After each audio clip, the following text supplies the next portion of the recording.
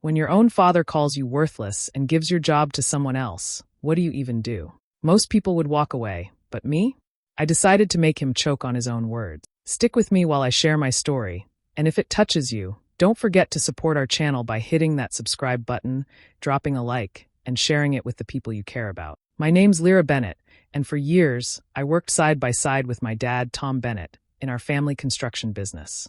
After my mom passed, I threw myself into the work. I handled clients, managed projects, and ran the books while Dad stayed out on job sites.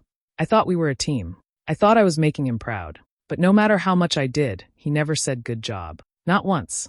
Everything I achieved was brushed off like dust on a shelf. He saved his praise for my younger brother, Evan, who showed up late, spent most of his time on his phone, and still managed to be Dad's golden boy. It didn't make sense. Evan barely lifted a finger, yet Dad bragged about him to every supplier and client. My son's gonna take this company to the next level, he'd say. I'd stand there, smiling through the sting, pretending it didn't bother me. But it did. It ate at me quietly every single day. Then came the day that broke everything. I'd been working on a deal with one of our biggest clients for weeks. A new housing project that could have doubled our company's income. I stayed late every night drafting estimates, double-checking costs, trying to make everything perfect. The morning the deal was supposed to close, Dad called me into the office. His face was hard cold. Evan sat in my chair, arms crossed, wearing that smug little grin he always wore when he'd done something wrong, but knew he'd get away with it. Dad didn't waste time. Lyra, he said, I think it's time we make some changes. Evan's gonna handle operations from now on. You can take some time off. At first, I thought I misheard him. Time off. Dad, I've been running operations for 3 years. He didn't look at me. Evan's got fresh ideas. You've done what you can, but this isn't really your world. I felt my throat tighten. My world? I've built this with you. I've handled every client, every contract. You're giving my job away? That's when he looked up. His eyes were full of something sharp, something that cut deeper than any words I'd ever heard. You've always been a good helper, Lyra, but you're not a leader. You don't understand business. You're just a worthless girl trying to play boss. The word worthless hit like a slap. My chest burned, but I didn't cry. Not in front of him. I just nodded, gathered my things, and walked out. Outside, the air was heavy with dust and sunlight. I stood by my car, shaking, my dad's words still echoing in my head. Worthless. Maybe he believed that. But in that moment, I decided something he didn't expect. I'd prove him wrong. I'd build something stronger than he ever imagined. And one day he'd see it. The first few weeks after Dad fired me were the hardest of my life. I couldn't eat, couldn't sleep. Every time I closed my eyes, I saw him sitting behind that desk, calling me worthless. The word stuck in my head like a nail. I tried to distract myself, but the silence at home was unbearable. My phone barely rang.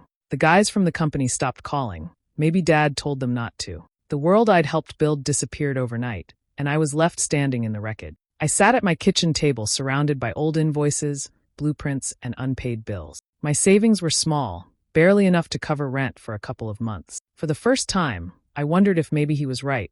Maybe I really wasn't built for this world. But every time that thought crossed my mind, another voice whispered back, "You made that company run. You know it better than anyone." One night, my friend Marta stopped by with a bag of takeout.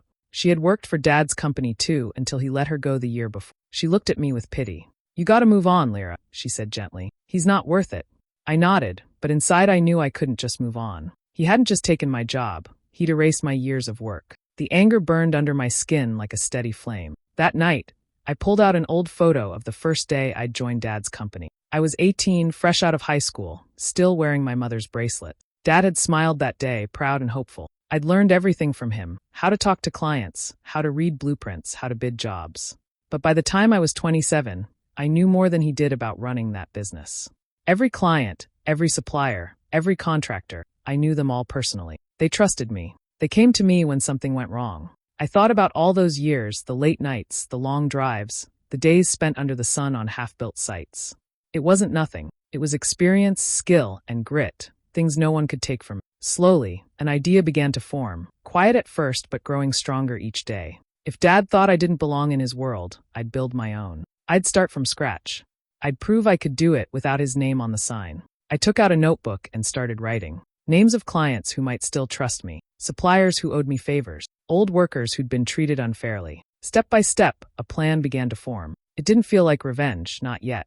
It felt like survival. I needed a name, something that represented strength and resilience. My eyes landed on a vine crawling up the side of my tiny apartment window. It was thin but tough, wrapping around the bricks no matter how the wind blew. That was it. Ironvine Contracting. The name made my heart steady for the first time in weeks. I didn't know how I'd fund it or where I'd start, but I knew this much: I'd rise again. And next time, no one would ever call me worthless. The office I found wasn't much. A narrow room above a mechanic's shop that smelled of oil and burnt rubber. The walls were cracked, and the window stuck halfway open, but the rent was cheap, and that was all I could afford. I dragged in a used desk, a second-hand chair, and an old coffee pot that sputtered more than it brewed. It wasn't much, but it was mine. With what little savings I had left, I bought basic tools. Nothing fancy, just enough to get started. A few drills, a saw, a ladder, and a stack of hard hats that still smelled like the store shelf. Each purchase felt like a gamble. I was one bad week away from empty pockets, but backing down wasn't an option anymore. My first step was reaching out to the people my father had pushed away. I made calls from that tiny office until my voice went hoarse. Most didn't answer. Some hung up as soon as they heard my name, but a few listened. They remembered the times I'd fixed mistakes my father ignored, or the late nights I'd stayed to make sure their projects were done right. Slowly, one by one, they started returning my calls. Marta joined me first. She didn't even hesitate when I told her what I was doing. "You need someone who can run the numbers and keep you from sleeping at your desk," she said with a grin, setting her coffee on my empty file cabinet. A week later, Cole, one of the best foremen we ever had, showed up too. He'd quit Dad's company after being blamed for a project delay that wasn't his fault. "He said I didn't have discipline," Cole muttered, rolling his eye. "Guess I'll take my undisciplined self somewhere it matters." The three of us worked out of that cramped space, surrounded by dust and noise from the shop below. Days bled into nights. We took whatever jobs we could find: home repairs, fence installations, small renovations. Nothing glamorous, just enough to keep the lights on. Some nights, the power flickered, leaving us to work by flashlight. We joked that Ironvine Contracting was built on caffeine, stubbornness, and cheap batteries. There were times I wanted to give up, but each morning, I reminded myself why I started. Every nail we hammered, every wall we fixed, was one step away from the shadow my father cast. Then something started to change. The clients we helped began recommending us to others. One woman told her neighbors about how fair we were with pricing. A contractor said we cleaned up after jobs better than anyone else in town. Slowly, our name began to spread.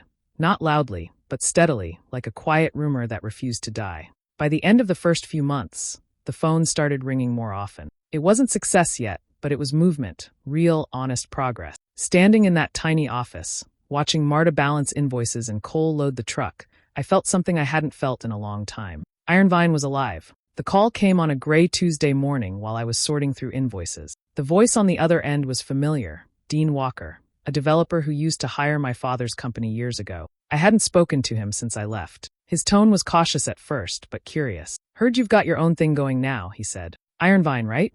My pulse jumped.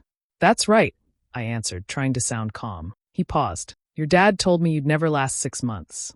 Think you can prove him wrong." The words lit something in me. I agreed to meet him the next day. The project he offered was big, a full renovation of an old commercial building downtown. It was more than we'd ever handled, but if we pulled it off, it could put Ironvine on the map. I spent that night at the office, running numbers, sketching plans, checking every cost twice. Marta stayed late too, balancing the budget while Cole inspected the site layout. We couldn't afford mistakes. When I finally signed the contract, I felt the weight of the risk sitting squarely on my shoulders. From the first day on site, we worked like a crew possessed. The building was a wreck: cracked floors, leaky pipes, rotted beams. Every hour mattered, and every problem tested our limits. Cole managed the crew with a steady hand, keeping morale up even when supplies ran late or machinery failed. Marta handled vendors and schedules with military precision. I was everywhere, hauling materials, checking measurements, smoothing out details that others overlooked. The workers respected that I got my hands dirty with them. They stopped calling me boss and started calling me Lyra. Weeks blurred together in noise and dust. We worked through storms, late nights, even weekends. I ate most of my meals standing, with a hammer still in hand. But when we replaced the final pane of glass on the top floor, I stepped back and saw something that took my breath away. The building looked alive again. Dean showed up the next morning in his suit, sunglasses perched on his head. He walked through the place slowly, touching the polished rails, the new walls, the bright fixtures. When he turned to me, there was something different in his expression. "Under budget. 2 weeks early," he said. "Your dad said you didn't understand business." Looks like he was wrong. I didn't reply. I just smiled, feeling something solid settle inside me. Not pride exactly, but peace. When Dean paid the final invoice, he shook my hand firmly. "You've got something real here, Lear. Keep at it." Word spread faster than I expected. Clients who once avoided my calls started asking if Ironvine was taking new projects. The local suppliers began treating us with new respect. For the first time, I had to turn down small jobs just to keep up. Our tiny crew grew. 2 more carpenters, another electrician. The office that once felt too big for us suddenly felt too small. The phones rang, the trucks rolled, and the sign out front, Ironvine Contracting, shone a little brighter each morning. We weren't just surviving anymore. We were building something real. The first sign that things were shifting came quietly. One of Dad's longtime clients, a hardware supplier named Milton, called to ask if Ironvine could take over a warehouse expansion that Bennett Construction had delayed twice. I didn't gloat or ask why. I just said yes and got to work. Then another call came. And another.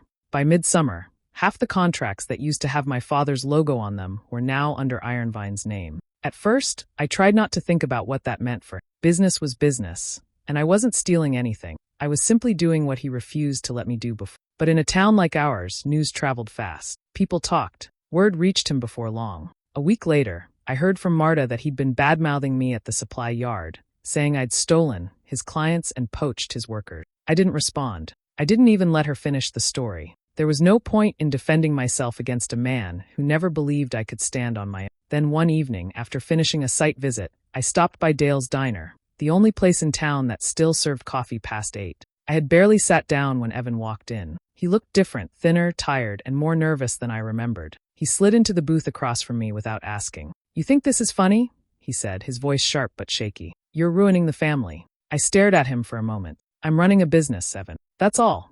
Dad says you're taking everything we built." I leaned back, keeping my voice steady. You barely showed up when I worked there. I'm not taking anything. I'm just doing the job I was born to do, the one Dad said I couldn't." He didn't have an answer for that. He just looked away, muttered something under his breath, and left. I watched him go, feeling a mix of anger and pity. For all his talk, he was just another part of my father's shadow. That night, as I locked up the office, the street outside was empty except for a few passing cars. The Ironvine sign above the door glowed softly in the dark, the green letters steady against the black sky. I turned off the lights inside, ready to leave, when headlights swept across the window. A truck slowed in front of the building, Dad's truck. Even in the dim light, I recognized the dented fender and the familiar outline behind the wheel. He didn't get out. He just sat there for a long minute, staring up at the sign, engine idling. I stood by the door, hidden behind the blinds, heart thudding. I wondered what he was thinking. Was it anger? Shame? Regret? I'd never know, because after a few moments, the truck pulled away, tires crunching softly over the gravel. When the sound faded, I stepped outside. The air was cool, the night still. The sign above me hummed quietly, casting a faint green glow over the pavement. I looked up at it and whispered, almost to myself, "You see it now, don't you, Dad?" Then I locked the door and went home. Trouble began creeping in slowly, like a leak you don't notice until the floor's already wet. First, a few clients called to confirm strange things. Whispers that Ironvine was behind schedule, that we used cheap materials, that I'd been cutting corners. None of it was true. Still, it rattled me. When I asked who told them, they hesitated, then muttered the same name every time, Tom Bennett. Next came the suppliers. Orders that usually took a day to process suddenly got lost. Phone calls went unanswered, deliveries delayed without reason. One supplier I'd known for years finally admitted that Dad had been calling around, warning people not to work with me. He told them I was unstable, that my business would collapse any day. Marta caught me pacing one afternoon, hands shaking from frustration. "They're trying to choke us out," I said. "Cut us off before we grow." She just crossed her arms and said, "Then we'll build our own ladder. Let them pull the rope. We'll climb higher." Her calmness grounded me, but I could feel the pressure building behind my ribs. Every obstacle felt like another test, one my father was sure I'd fail. Then came the night that changed everything. It was past midnight when my phone buzzed. Cole's voice came through, breathless. "The warehouse, someone broke in." By the time I got there, flashing red lights from a tow truck nearby cut across the lot.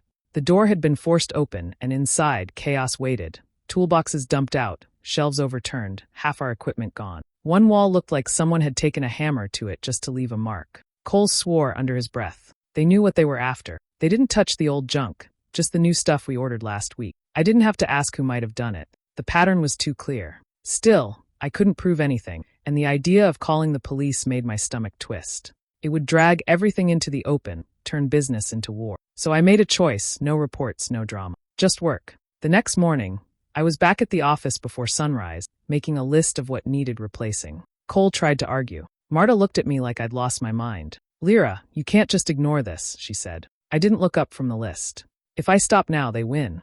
Marta sighed and leaned against the wall. You don't fight fire with tears, you fight it with results.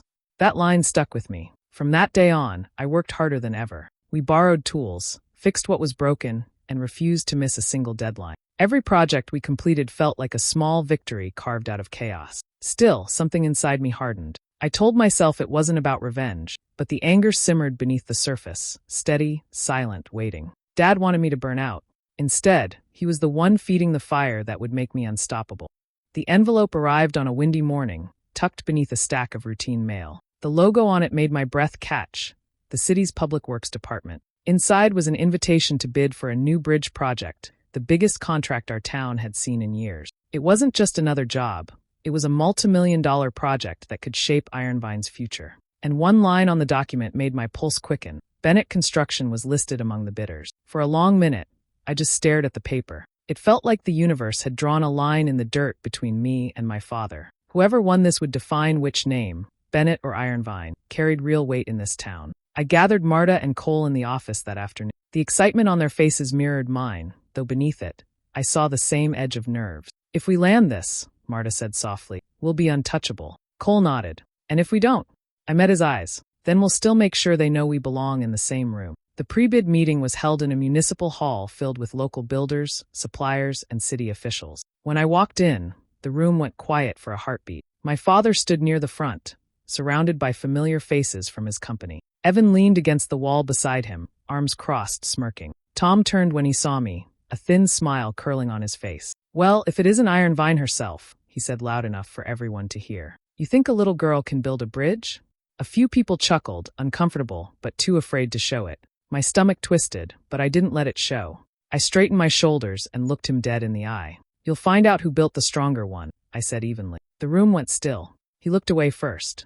After the meeting, I walked out into the sunlight feeling something fierce and unshakable rise inside me. The bid was due in 2 weeks. 2 weeks to prove that Ironvine wasn't just surviving, it was competing. Back at the office, we went into overdrive. Blueprints covered every inch of the walls. Marta ran numbers like her life depended on it, hunting for every cost-saving detail. Cole spent his nights drafting logistics, calculating manpower, materials, and schedules down to the hour. I lived on coffee and adrenaline. Every decision mattered. The design had to be strong, efficient, and cheaper without cutting quality. We reviewed every section again and again until the pages were covered in notes and fingerprints. There were moments I doubted we could pull it off. The scale was massive, the stakes higher than anything we'd faced. But then I'd think of Dad's voice in that hall, the way the words "little girl" rolled off his tongue like a curse. That was enough to keep me awake long after the others went home. The night before submission, the final proposal sat printed and bound on the table. I ran my hand over the cover,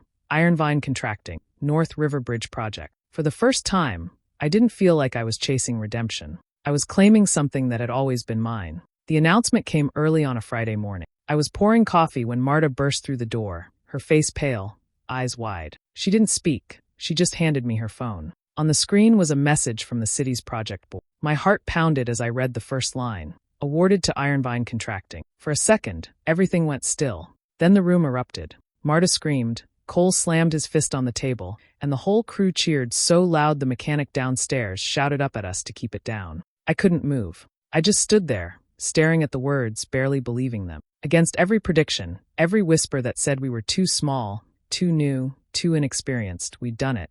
We'd won the bridge contract. I finally let out a breath I didn't realize I'd been holding. My hands trembled as I read the email again, just to make sure it was real. Marta threw her arms around me, laughing and crying at the same time. Cole popped open a bottle of cheap sparkling cider we'd been saving for someday. It sprayed across the floor, but no one cared. News spread fast. Within hours, suppliers, city officials, even other contractors were calling with congratulations. But the biggest ripple hit my father's side of town. Bennett Construction had lost its biggest client, the one deal that had been keeping the company afloat. By afternoon, people were talking. At the diner, at the supply yard, even outside the hardware store, everyone had an opinion. Some called it poetic justice. Others said it was about time the old guard made room for someone new. I didn't join in the gossip. I stayed in the office long after everyone else left, the room still echoing with laughter and celebration. The sky outside was dark by the time my phone rang. I didn't recognize the number, but I knew the voice the second I heard it. Lyra.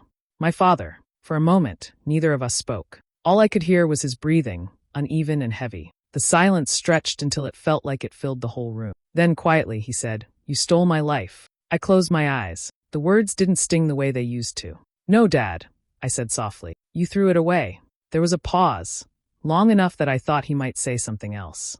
But he didn't. The line went dead. I set the phone down and looked out the window at the dark street below. The Ironvine sign glowed faintly in the reflection, green letters steady against the glass. In the distance, I could hear the hum of machinery from the mechanic's shop and the faint echo of traffic on the highway. Life kept moving. The world didn't stop for victories or losses, it just turned. I stood there until the coffee went cold, my hands still resting on the edge of the desk. For the first time, I didn't feel the need to prove anything. The noise, the anger, the competition, all of it faded into quiet. Ironvine had won, and that was enough. The collapse of Bennett Construction didn't happen overnight. It crumbled piece by piece, like an old wall losing its bricks one at a time. First, their suppliers stopped extending credit. Then the remaining clients pulled their contracts, unwilling to gamble on a company that kept missing deadlines. Before long, the trucks stopped running, the phones went quiet, and the sign out front started to peel under the sun. I didn't watch it happen, but I heard enough through the grapevine. People talked, they always did. Some said Dad spent his days sitting in his truck outside job sites, staring at the machines he no longer owned. Others said Evan was the first to bail, packing up his things and driving west without saying goodbye. No one blamed him. The company was drowning in debt, and there was no one left to throw it a rope. For weeks, I tried to ignore it. I told myself I had work to do, bridges to build, deadlines to meet. But part of me couldn't rest, not yet. There was one last thing I needed to face. Late one evening, after the crew had gone home, I drove to the industrial park where it all began. The old Bennett Construction office sat at the end of the row, its windows dark, the once blue sign faded to gray. I parked outside and just stared at it for a while. The front door was unlocked. Inside, the air was heavy with dust and silence. The desks were bare, papers scattered like ghosts of work left unfinished. The smell of old wood and coffee lingered faintly, pulling me back to years I'd tried to bury. I walked through the empty rooms, fingers brushing over file cabinets and chipped counters. Everything looked smaller than I remembered, or maybe I'd just grown past it. I stopped in the main office, the one where Dad used to sit behind that big oak desk. The chair was still there, pushed back slightly, as if he'd just stepped out and never returned. For a long moment, I stood there, caught between anger and something softer. I'd thought this moment would feel like victory, but it didn't. It just felt hollow. My throat tightened as I looked around at the bare walls. All those years, all that work, gone like dust in the wind. I whispered into the stillness, barely louder than a breath. "I just wanted you to see me." A sound came from behind me, slow footsteps. I turned, startled. Dad stood in the doorway. His clothes hung loose on him, his face older than I remembered. His eyes, once sharp, looked tired, sunken. He didn't speak right away. He just stood there, trembling slightly, his hand resting on the doorframe. When he finally spoke, his voice cracked. "You built something I never could." The words hung between us, heavy and quiet. There was no bitterness left, no fight, just the hollow truth of a man who'd lost everything but pride. I didn't move closer, and he didn't either. We just stood there, surrounded by the ghosts of what used to be, a father, a daughter, and the ruins of a legacy neither of us could repair. He looked so fragile standing there, the man who once seemed unshakable. His hand slipped from the doorframe, and he staggered slightly before catching himself. Instinct took over before pride could stop me. I stepped forward and grabbed his arm, steadying him. His skin felt cold, his body lighter than I remembered. For a long time, neither of us spoke. The only sound was the creak of the old floor beneath our feet. His eyes, cloudy and red at the edges, searched my face like he was seeing me for the first time. "Sit down," I said quietly, guiding him toward the chair behind the desk. He sank into it slowly, breathing hard. The office around us was still, the air thick with years of unspoken words. He rubbed a hand over his face, the rough scrape of his beard loud in the silence. When he finally spoke, his voice trembled. "Lyra." It stopped me cold. He had never said my name like that, not gently, not with recognition. For years, it was always girl, sharp and distant, as if that word alone kept me beneath him. Hearing my name now felt strange, almost unreal. He swallowed, looking down at his hands. "You were never worthless," he said, his voice breaking on the words. "You were the only one who had worth." The confession hung in the air, heavy and raw. I wanted to feel relief or pride or even anger, but all I felt was tired. There were too many years behind us, too many things said that couldn't be unsaid. Still, for the first time, I saw him as something more than the man who had hurt me. He was just old, broken, and haunted by the weight of his own mistakes. "I don't hate you, Dad," I said quietly, "but I can't carry this anymore." He nodded, eyes glistening but dry. I think he knew that was the closest thing to forgiveness I could offer. I stood there another moment, then stepped back and looked around the empty office one last time. The faded walls, the dust, the faint smell of sawdust that still clung to everything. The first light of morning crept through the cracked blinds, painting the room in pale gold. Dust floated in the air like tiny sparks, catching the sunlight. I took a deep breath, letting the weight of the moment sink in, then turned toward the door. Behind me, his voice came again, softer this time. "I'm proud of you." I didn't turn around. I just nodded once, more to myself than to him, and walked out. Outside, the air felt cool and alive. My truck was parked at the curb, the Ironvine contracting logo catching the early sun. I climbed in, started the engine, and glanced back at the old building. Through the window, I could see his silhouette, small, still, fading into the dim light. As I pulled onto the road, the town slowly waking around me, I felt something I hadn't felt in years: peace. Not the kind that comes from winning, but the kind that comes from finally letting go. Sometimes, the sweetest revenge isn't destroying what broke you. It's building something stronger in its place. Do you think I did the right thing by walking away and building my own life, or should I have given them another chance? Let me know in the comments, and don't forget to subscribe for more stories like this.